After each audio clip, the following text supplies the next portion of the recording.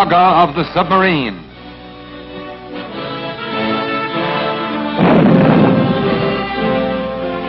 This is man's use of the submarine as a destructive force.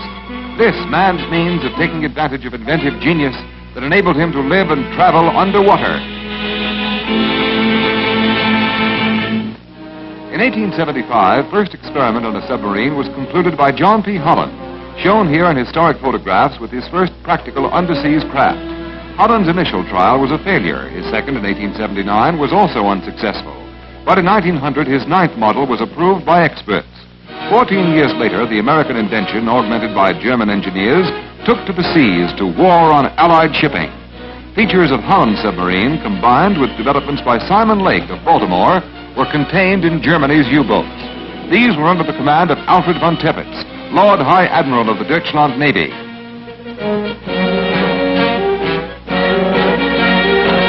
Submarine warfare started August 6, 1914, when 10 U-boats swept the North Sea and sank every ship in sight. You are watching actual scenes showing a U-boat in action. The English ship Netmore is being shelled by the German sub, which has surfaced to complete destruction started by torpedoes. There goes the Netmore. Contrary to general belief, Great Britain had more submarines than Germany at the start of World War I, but by 1917, Kaiser Wilhelm shipyards were in full production of underseas raiders.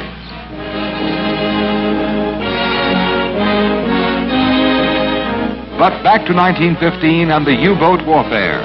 German officers scanned papers of a sunken ship as lookouts scout the seas.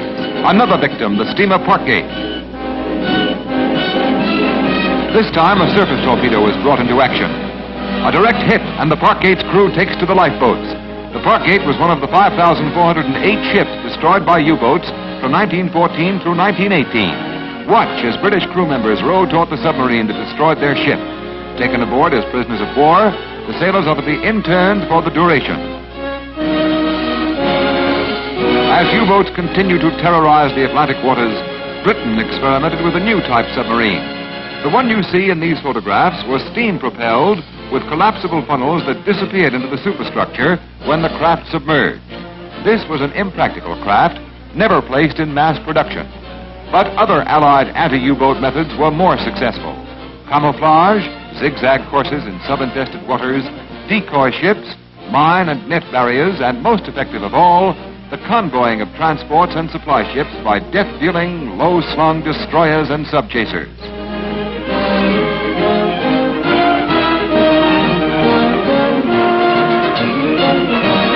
November 11th, 1918 saw end of hostilities, and November 20th saw surrender of all Germany's U-boats to the conquering Allies.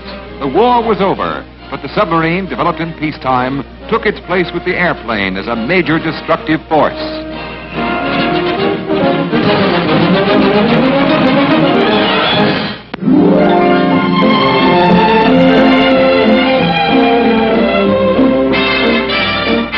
Rin Tin Tin, animal idol of America. It's San Francisco in the late 1920s, and the first great dog star of the movies puts on a show for ailing cats. You're watching the canine celebrity who earned $300,000 for his master in movies like $1 Million Collar, Tiger Rose, Renty of the Desert, and others.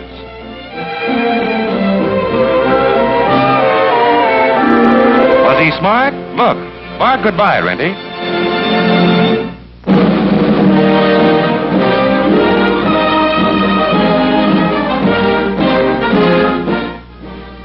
It's 1933, and Russia's 16-year campaign for recognition by the United States is climaxed by President Roosevelt's invitation to Soviet government head Michael Kalinin.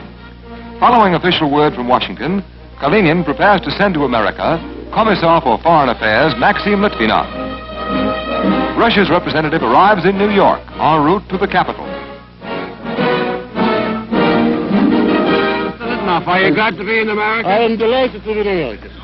Listen, stay Yes, yes, I'm glad, yes. Right here. Yes, very glad, very glad. Right here. I'm delighted. Litvinov, active in Russian political movements since 1905, when he helped organize the revolution of that year, became Moscow's ambassador to Great Britain in 1917, but was refused recognition in London. In these pictures, he greets former associates of his World War I endeavors. And he's off to Washington for the conference with President Roosevelt, which resulted in diplomatic recognition of the Soviet Union November 16, 1933.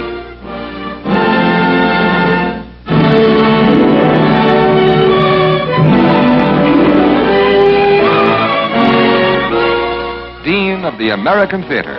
It's the immortal David Belasco who developed stars like David Warfield, Francis Starr, Lenore Ulrich, and whose first production was in 1889, shown buying bonds during World War I.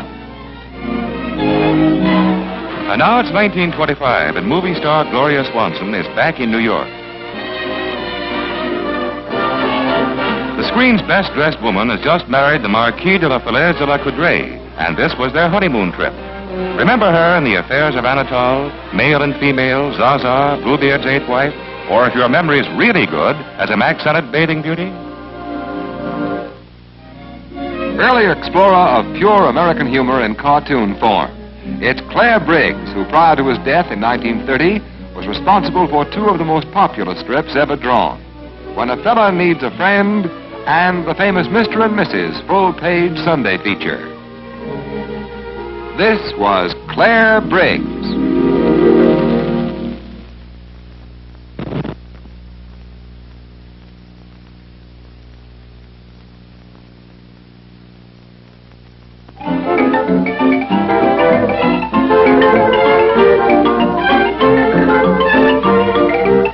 Miniature golf, a sport that swept the country. In 1928, there were two of these midget courses in America. By 1930, over 25,000. Every available lot became an adult playground. Even the rooftops were converted to courses. Give a man an inch, they used to say, and he'd open one of these diminutive Duffer's Delights.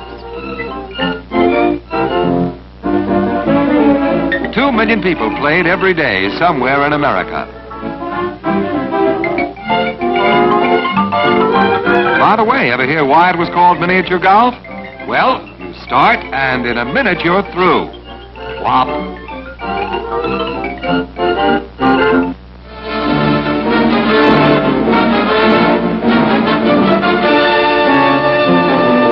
Fiercest fire in 10 years in Chicago. It's August 4th, 1932, and flames engulf 22nd and Sangamon streets as half of the Windy City's blaze-battling brigades labor to bring them under control. Immediate center of the fire are the Quincy grain elevator and the Omaha meatpacking plant, and early estimates place damage at $6 million. On the scene is yesterday's Newsreels camera, recording the blaze which takes its place among the nation's disasters. Fireboats on the Chicago River fight to prevent spread of the conflagration, and so successful are their efforts that although millions of bushels of wheat are burned, thousands of cattle and tons of meat destroyed, losses are placed eventually at 1/4 the original estimate. 20 acres in one of Chicago's most valuable areas are ravaged, however, before these flames were completely conquered.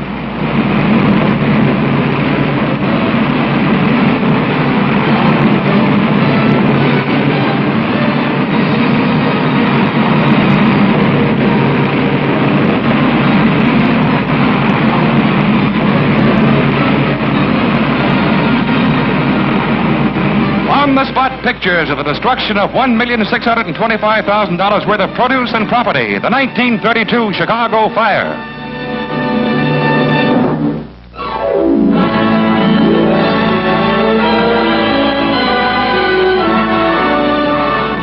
Dawn in Dearborn, Michigan. And historic tried balloon altitude record is to be made by Jeanette and August Piccard. It's October 1934, and Henry Ford is among watchers as the balloon ascends. August Piccard in 1931 had risen to a height of 52,462 feet. In 1932, he set a new record of 10 4/10 miles. But this attempt ended in failure, as the balloon lost buoyancy after rising 10 miles. The Piccards unhurt, the record unbroken.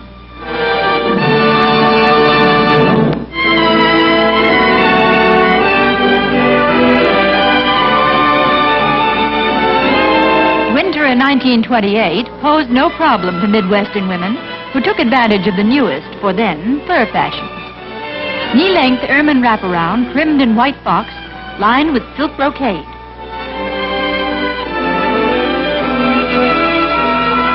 Black caracal. They say 5,000 wouldn't buy it. I know one who would. This creation is made of ermine and sable. That also, I understand, is what dreams are made of, too.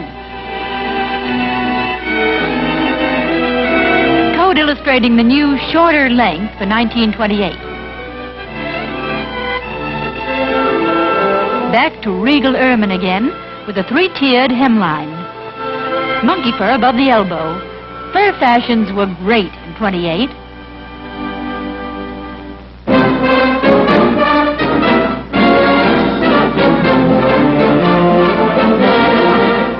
Paris in 1922, and the United States sends its entrance for the first women's international track and field meet ever held.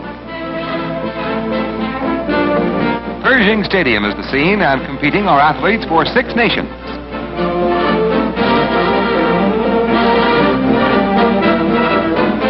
Let's watch the 100. There it is. There they go. The high jump. She's over. Okay, your turn, Sally.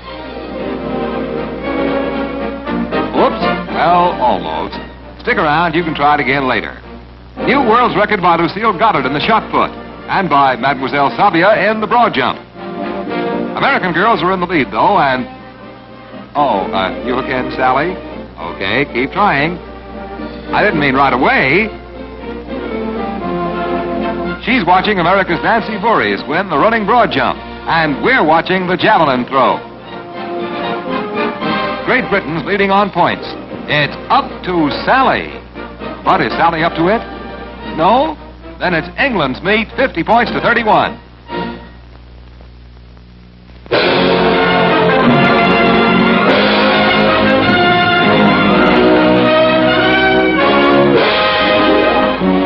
Television highlights of the news of yesteryear.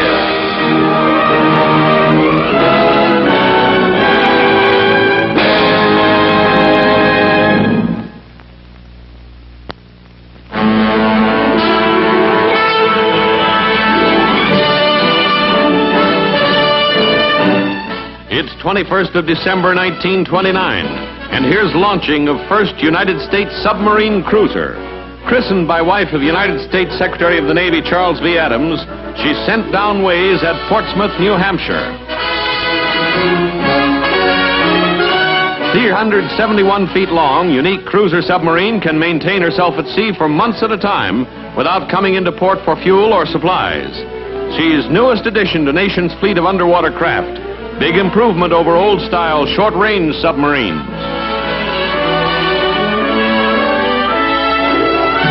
Here's the V-5, most modern thing afloat, but mere forerunner of even more amazing craft to come.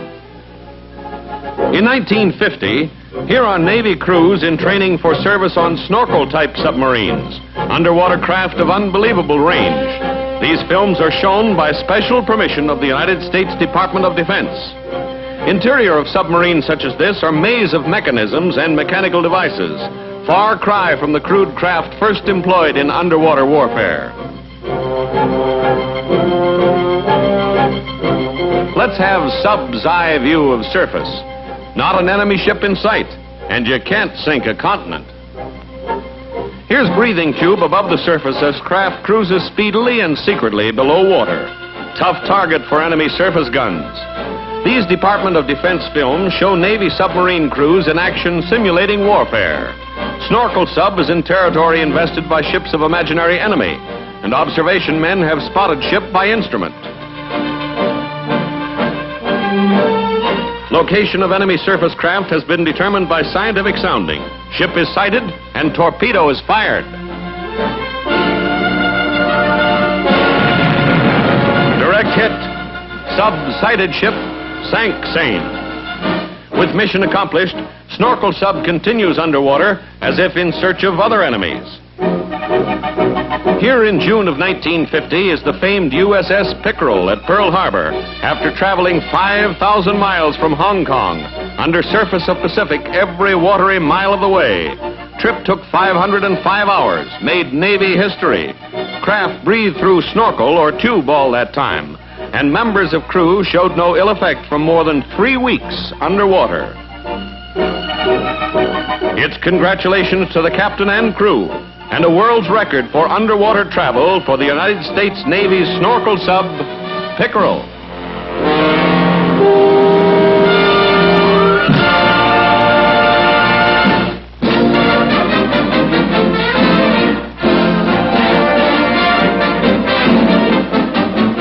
It's 4th of December, 1926, and here in New York City, high school student Harry Luft, 16, shows he has plenty of brawn. And who knows, maybe he's strong on his schoolwork, too.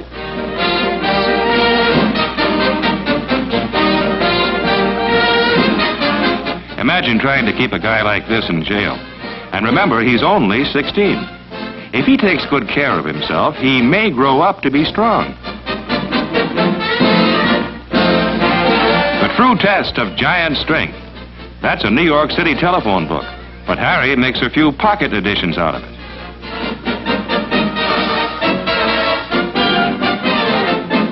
In San Francisco, another Samson of 1926 shows his stuff with a phone book. Looks as if he's left his strength in his other suit.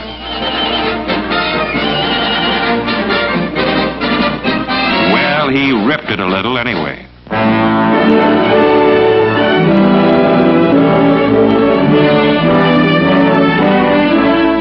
It's January 1926, and Benito Mussolini's government is so determined to pay Italy's war debt that every Italian with a dollar to his name is giving it to fund to reduce level of Italian war loan from the United States.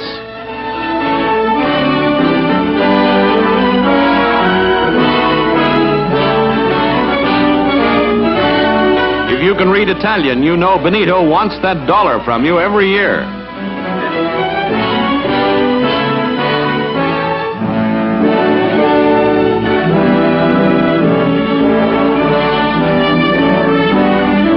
Banks get more deposits than withdrawals while Mussolini's plan is in force. Years later, Mussolini had another big idea, only it cost his people a lot more than a dollar.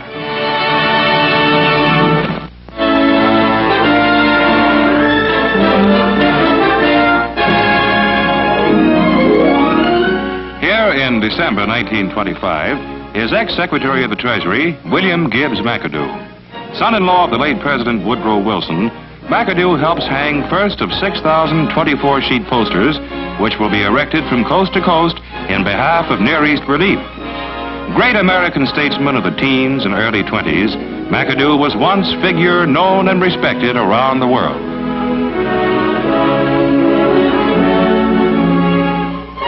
Returning from European vacation, here's Alma Gluck in 1920. She's back in States to resume concert tour of the nation.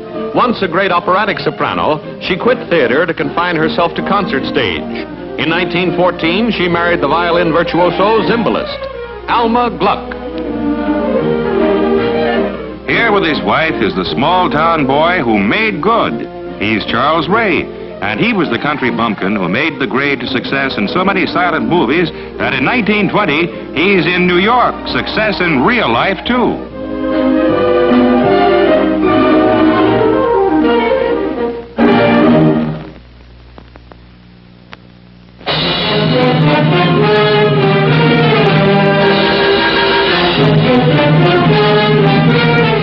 It's 26th of January, 1927, and here in Kentucky are results of rampaging rivers.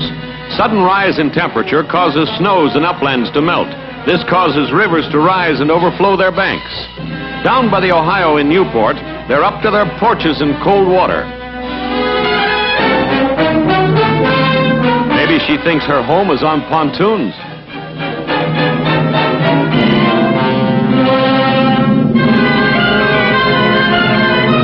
Well, doing the Charleston is one way to keep warm. Flood victims are carried to higher and drier ground by every means. Some even had to swim.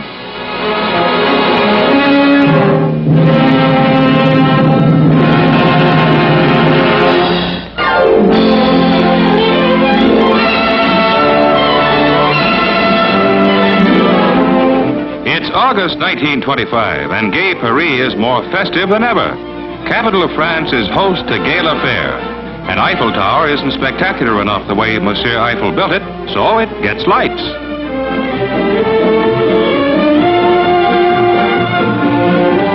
here's what the famous French landmark looked like at night.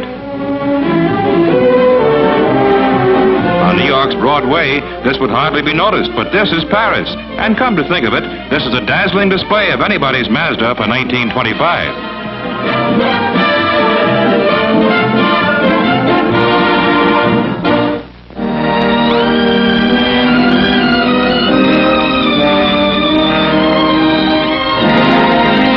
It's July 1925, and on waters of Culver Lake, New Jersey, is what purports to be the world's only floating church.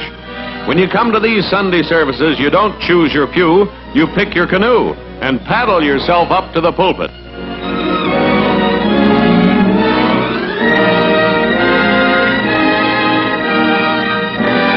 With sermon over, Reverend moves the next congregation by starting engine under rostrum, and off goes the raft to bring smoother sailing to people of a world of stormy seas.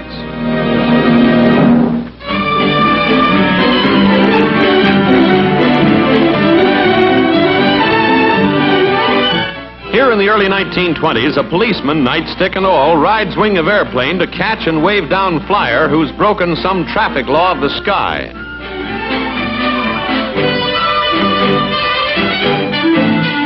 The guilty pilot reluctantly pulls down to Durant Field at Oakland, California, and from looks of things, from here on, he's going to get more than a ticket. This was in the early 20s, and he's probably still in jail.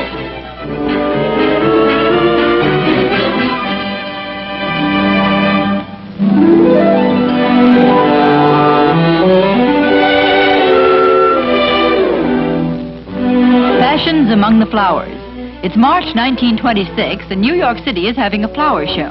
But among the blooms are some of the beauties of the time, dazzling as Daisy. In case you missed a look at one of the best-dressed beauties of the early 20s, here's another look at her. Had enough?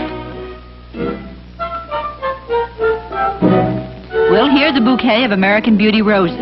The two girls look as if they borrowed their father's shirts.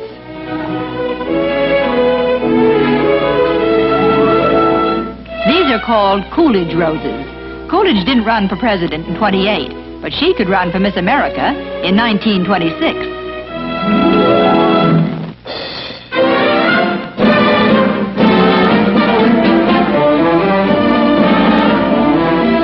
It's March 1927, and here's the world's champion wood chopper, Pete McLaren of Australia. The man who went to Holland to teach Wilhelm, the Kaiser in exile, how to cut wood, is giving demonstration of his ability in Boston. This is really letting the chips fall where they may.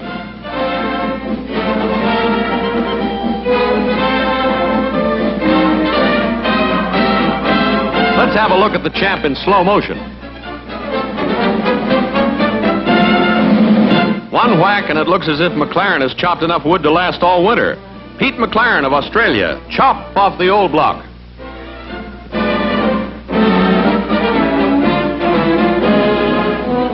At Lexington, it's October 1925, time for the 33rd annual running of the Kentucky Futurity. Rounding the first turn in the last heat, Aileen Guy already has one win to her credit, and Ben White's great stepper looks as if this might be another victory.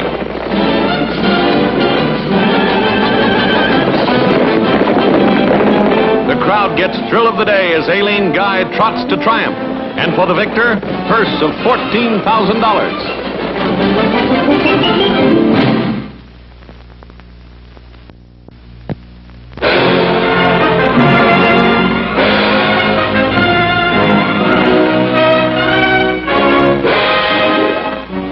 Television highlights of the news of yesteryear.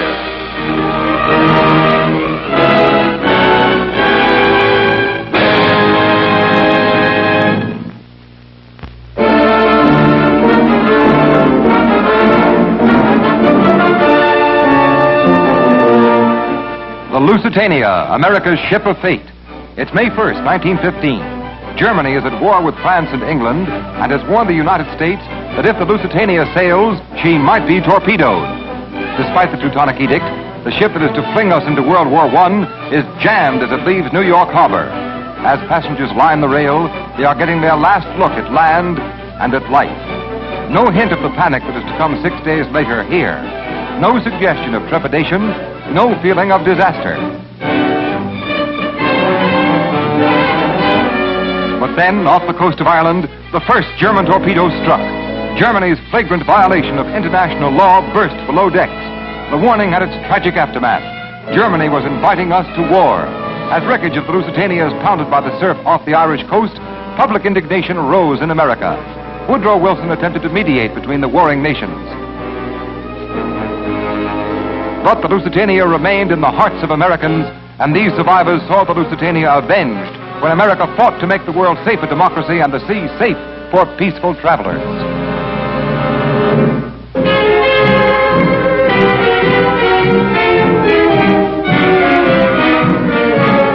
Spirit of the spending 20s, Queen of the Cabarets, Texas Guinan returns after a fiasco in France. The gal who called everybody sucker and made them like it. This has really been a great adventure in my life. And I am the biggest sucker in the world. I went 3,000 miles to go to jail when I could have gone to any one of the best jails in New York City. But another thing I want to clear up in the minds of the people is this, that the French people are still the great, simple, human people that they all were. I was simply the victim of politics. I shall go back to France again, and I shall...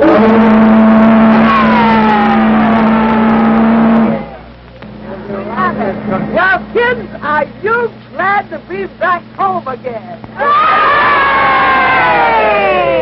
What's the greatest country in the whole world?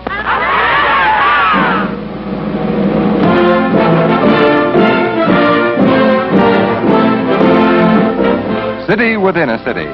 1931, and first plans are made for Rockefeller Center. 6 architects were employed by the Rockefeller interests to design the buildings which are to cover several blocks in the heart of Midtown Manhattan. 9 years of construction work is in the offing, for all buildings except one were officially opened by April 1940. The model that never grew up. This oval building, prominent in early plans, was never erected. Work on the gigantic undertaking begins. Initial construction starts at 48th Street and 5th Avenue, and the monumental task is underway. Parent of the project, John D. Rockefeller, about to inspect the completed RCA building, a building to which he will move from his lower Broadway offices. 26 Broadway, workplace for 50 years of the Rockefellers. And here is the completed RCA edifice, built in less than 2 years. This structure was started July 1931 and finished in May 1933. St. Patrick's Cathedral seen from the RCA structure. $74 million in buildings. This is Rockefeller Center.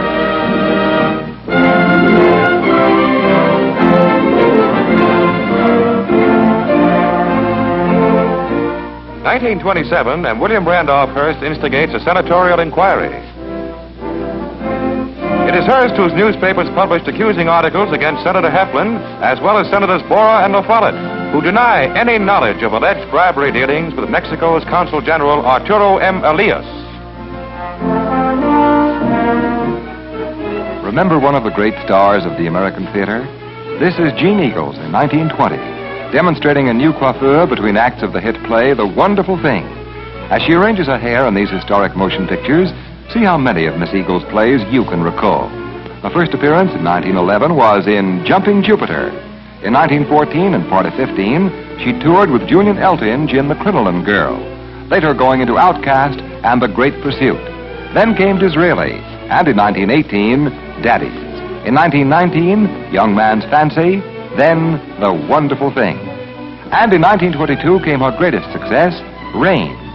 This was Jean Eagles, Broadway's darling of the drama. Skip the years to 1929 for the arrival in New York of Sir Hubert Wilkins, the bearded Antarctic explorer who charted the South Polar wastes with his chief pilot, Lieutenant Ben Eelson.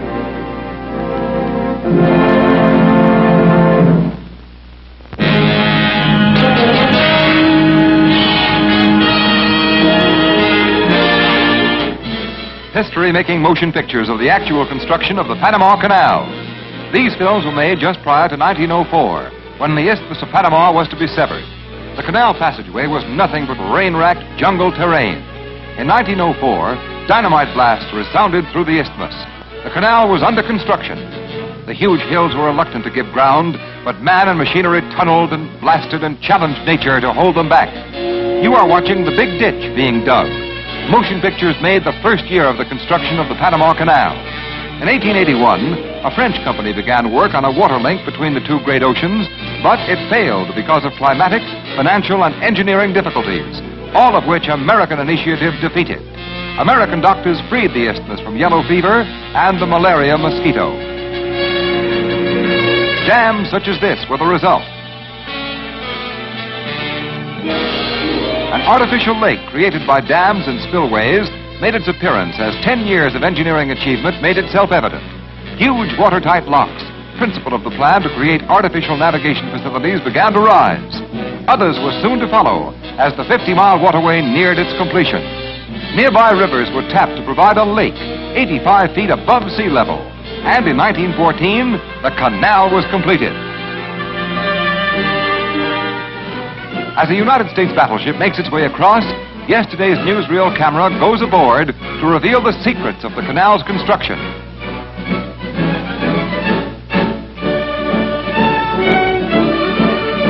The locks open to raise the water level, allowing vessels to venture to the next man-made barrier. Ships are towed from one lock to another as the water-raising process is repeated, and ultimately the lifting from sea level to the 85-foot level of the artificial lake is accomplished. The top of the isthmus looking toward the Pacific. Total cost of building the Panama Canal was $400 million, with G.W. Gothal's taking over as engineer-in-chief in 1907. This is Lake Gatun, key to the canal, highest point in the transit between oceans. Leaving the lake, a similar series of locks acting in reverse lowers the water level so that ultimately the ship will emerge on the Bay of Panama. And now, the camera records the last block in the journey. This is the Panama Canal, boon to commerce, safeguard of defense.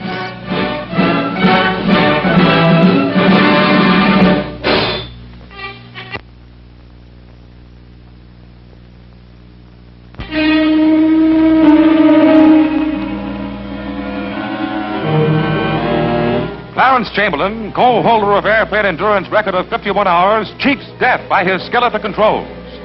Minutes after these photographs showing Eloise Levine christening the plane were made, Chamberlain took to the air on a pleasure flight, carrying with him the daughter of his sponsor, Charles Levine. But as the plane leaves the ground, the landing gear is broken. Unaware of the disabled wheel, Chamberlain and his young passenger face death upon attempting to land. A horrified crowd watches.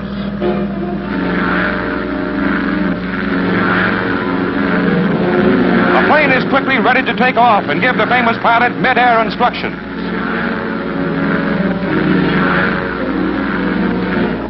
Watchers on the ground hold their breath as Chamberlain comes in for a landing. With tremendous flying skill, he makes a ground loop, bringing in his ship on its one good wheel and then tipping it over so that the damaged gear acts as a brake.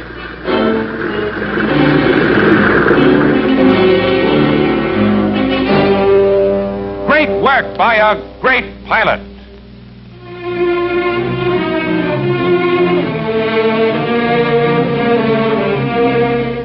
It's 1923, and France fosters a showing of new footwear.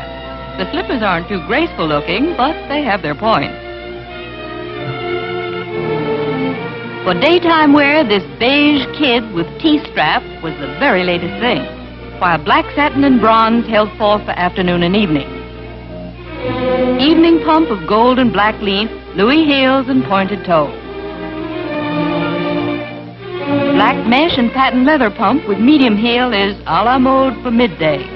And here is a French mule. The sport sabot in black and white looks very attractive. I better go before I put my foot in it.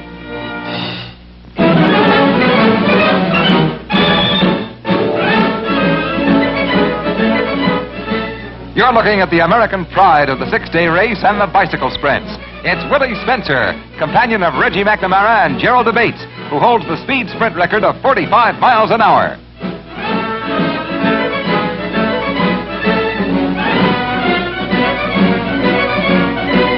Hey, everybody. Everybody make way for Willie. This is 1921 and the world's fastest human, Charlie Paddock.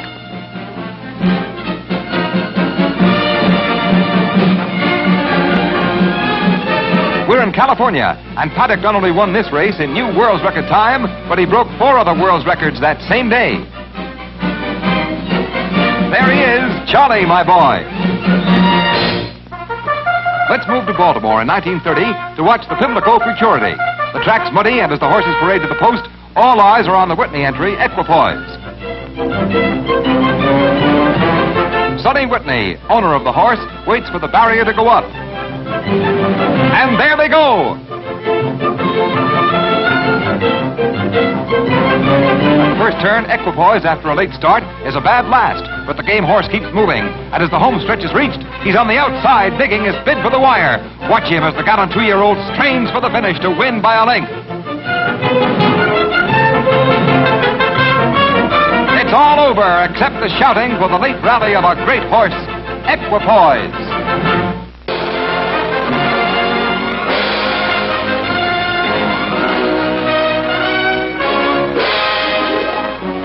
Television highlights of the news of yesteryear.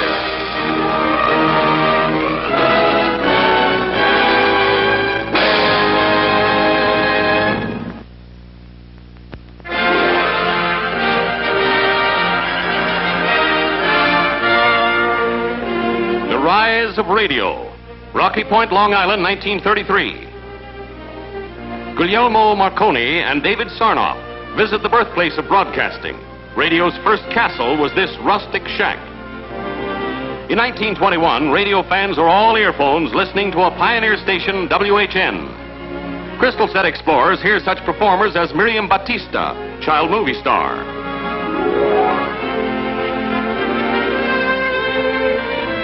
One of radio's trailblazing announcers introduces what he calls a little peach from a Broadway show. The peach poses, as radio gets called everything from gag to gadget. At best, a plaything and a fad. But fate is to make radio a power in a world of peace and war.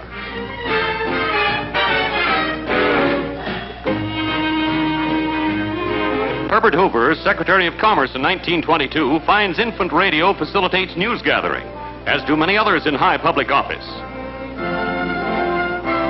Andrew White comes to a WJZ microphone with the latest news in sports in what is then the latest in broadcasting studios. But growth of radio is swift. From toothpick antennas sprout these beacons of broadcasting. The Port Jefferson Tower. And at Arlington, Virginia, here's one 600 feet high. Radio waves over ocean waves. In 1923, one of the first American overseas broadcasts is heard in England by Captain West of the BBC and relayed to all England by a wondrous thing called wireless. Chicago's Edgewater Beach Hotel houses this top studio of its time. Drapes hide microphones, glass walls shut out unwanted sound. Here are among the first motion pictures of broadcasting. Members of Chicago's Civic Opera sing the quartet from Rigoletto. Here's Florence Macbeth and Angelo Minghetti. Famed Uncle Joe Cannon becomes a fan as 19-year-old Marion Talley in 1926 sings in New York for a radio audience of 16 million listeners. Radio is big time, here to stay. In the Marine Room at the Edgewater Beach Hotel, broadcasting branches out. On one of radio's first remotes, the famed Oriole Orchestra plays for an unseen audience. Police discover the power of broadcasting. From mobile units, alarms are sent out to officers equipped with receiving instruments. It's in trial stages now, but it works.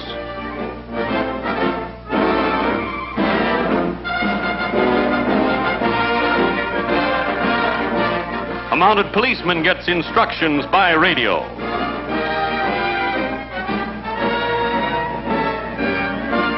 In 1923, baseball goes to bat via radio. World-famous Graham McNamee described the doings of the World Series. It's a hit for the runner and for radio.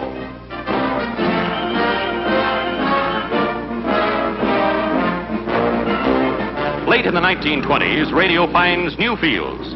Cloud-bound over the trackless Kansas plains, this airship contacts the Wichita Air Station. The question, how's the weather ahead?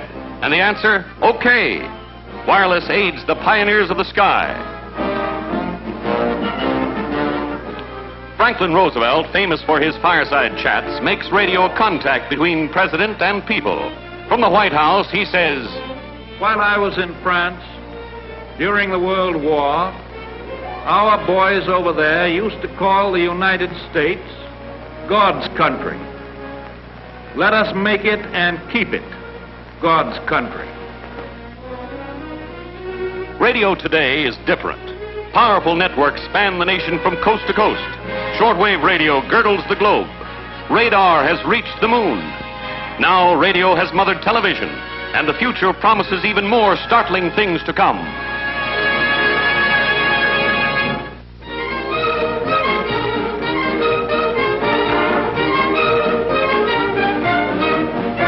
Dizzy doings of dancers. Paris, France, 1929.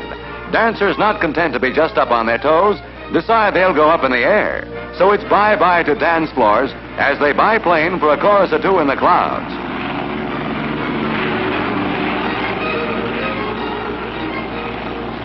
This could be called fun in a fuselage. Well, cutting up in cramped quarters anyway. A high time is had by all. If this makes you dizzy, it's not the dancing, it's the altitude.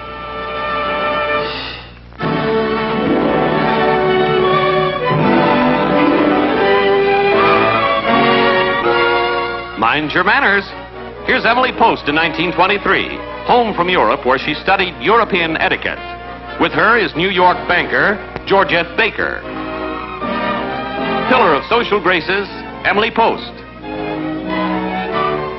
Just a couple of cowhands. The late 20s sees Will Rogers mix it with Tom Mix and string along as Tom shows him how to handle rope.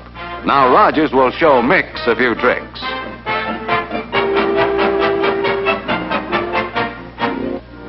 A lady named Brady. It's 1922, and here's proof that women take up makeup in a serious way. Alice Brady shows that eyes with a mascara have it, and the best polished nails get the brush off.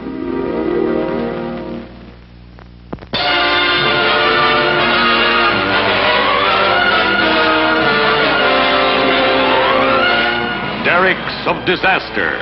Santa Fe Springs, California, November 1928. In flames 100 feet high, oil worth $1 million goes up in smoke. No welcome visitor to Santa Fe Springs, the blaze destroys oil and derricks alike. Firemen are helpless against the heat. Experts say the inferno was started by sparks from flying gravel encasing of new well.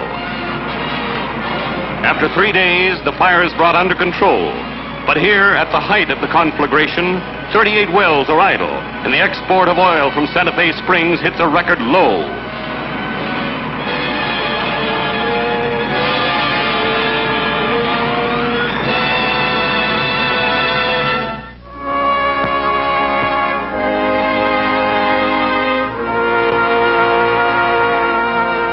Miracle of Faith.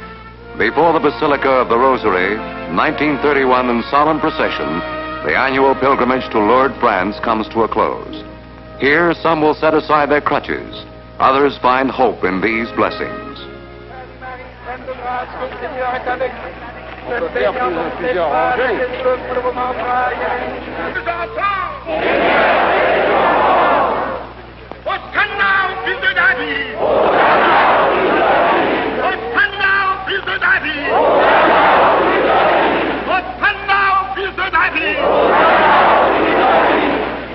At the grotto, the ailing wait in covered wheelchairs to be bathed in healing waters. Those not helped now will return, for such is man's faith in the miracle of Lourdes.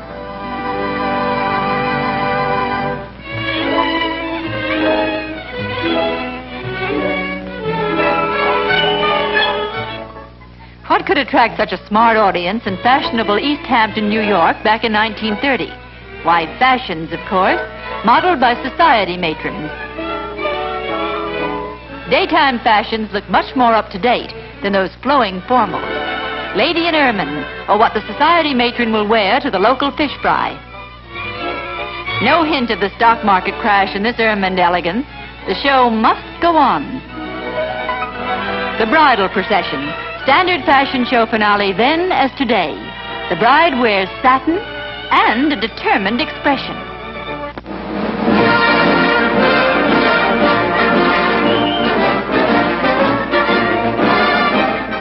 Washington, D.C., 1930. Juan de la Cierva, inventor of the autogyro, is here to see what's new since he first gave a windmill wings. Over the White House, U.S. version of Cierva's craft comes in for a landing on the lawn.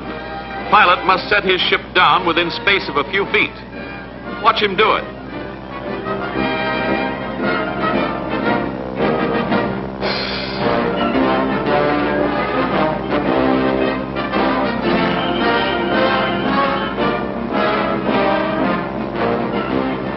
Autogyro engineers are rewarded for their work by President Herbert Hoover.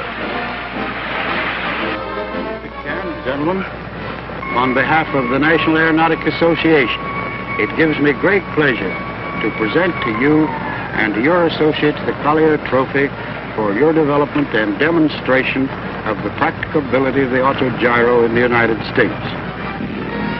What comes down can also go up, but this goes up in a skip, a hop, and a hurry.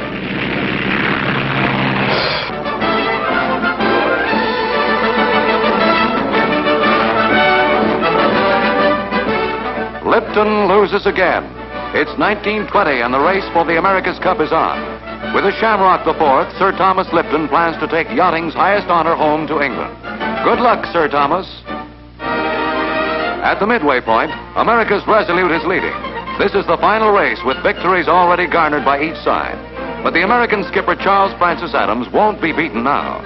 In Cup Race's closest finish, the Resolute is first and America wins. Loser Lipton and friends wave to the winners. Crew members of the Resolute wave back. Winter Olympics, Switzerland, February 1936. Sonia Henne, queen of figure skaters for 10 years, wins her third consecutive Olympic championship. Topping 23 skaters from 12 nations, here's Miss Henne winning fame at the gateway to a fortune. Broadway and Hollywood beckon, and Sonia's silver skates turn to gold. Ice hockey. In fast-moving finals, the U.S. team in dark uniforms tackles Germany's best puck pushers.